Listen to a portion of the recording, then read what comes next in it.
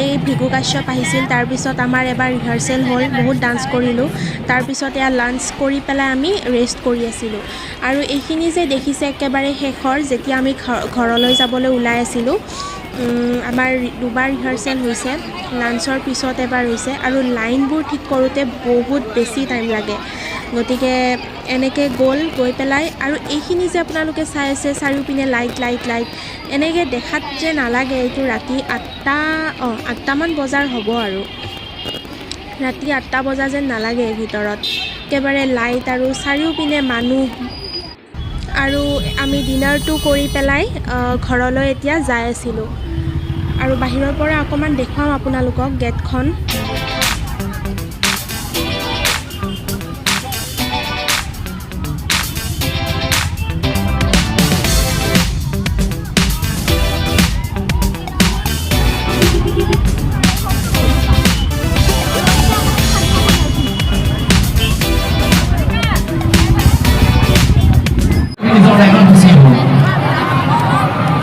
আৰু বাকী চাৰিটাজনৰ ভীতিগত ধুনীয়া তেওঁলোকে নিজৰ